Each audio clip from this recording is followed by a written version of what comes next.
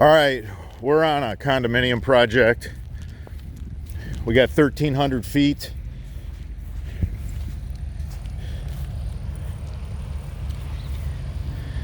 Now, whenever you have a berm and you have guys on big, heavy lawnmowers, so you got these lawnmowers, these commercial lawnmowers that these guys are riding, they have so much weight to them.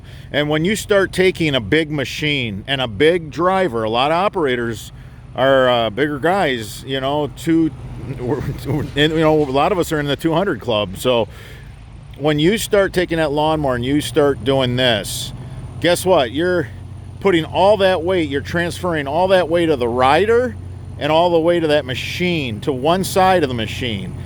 It's an insane number of force. Now, I've had the great pleasure of working with and for many engineers, and the numbers are staggering. So for that very reason, we're using Baughman Tile Company's 6-inch instead of the 4-inch. And this is a single wall pipe, but I will tell you this: Baughman Tile Company's 6-inch yellow pipe, virgin yellow material, is stronger than all their competitors' dual wall pipe, okay? I mean, this stuff, now I want you to know this, and I want to make this very clear. I call it the Baughman Tiles mini culvert pipe. They do not advertise it as a culvert pipe. Having said that,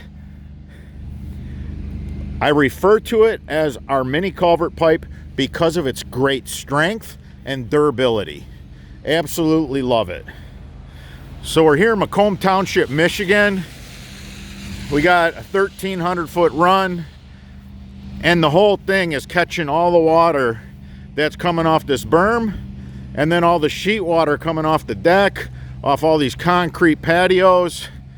Got downspouts back here, a lot of roof runoff, non-permeable surfaces.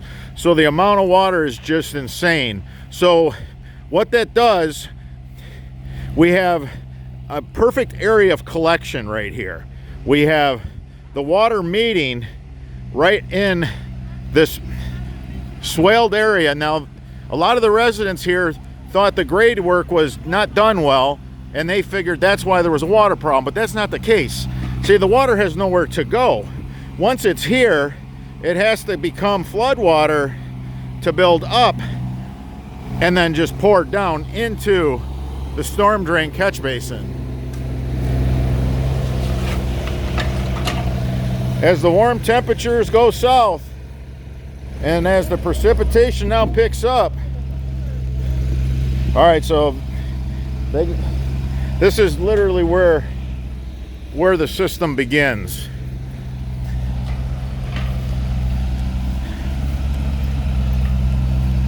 So we have a long way to go. You can see all the flags down there.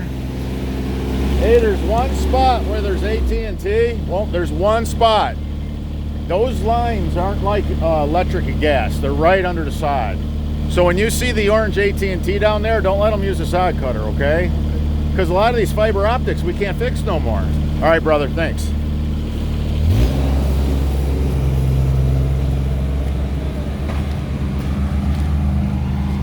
So the guys built a long road in.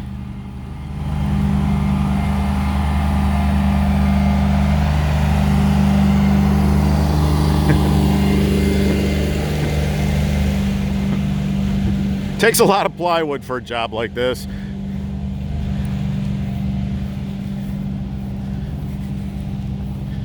So with the sod cut off, it really shows just how building a French drain in a confined, I call this the catch on the property. This is the catch. This is where all the water gets caught. So it's always been a problem. The lawn guy would get his lawnmower stuck here.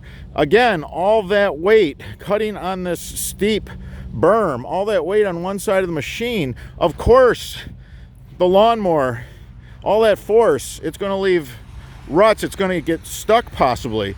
So we got this perfect scenario. I absolutely love these scenarios. It's so easy to grab up the water on this site. So because it's raining today, it really shows it. So now I'm going to explain again how these work.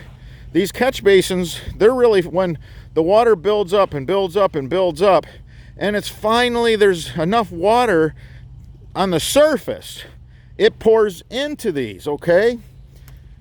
So this does nothing. Zero for your subsurface soil. Having said that, we're going to dig down 16, 18 inches. We got a lot of slope we're working with here. We're sloping to each drain. We got a bunch of them down this line. We're just going to work this system. Slope it to each one of these storms.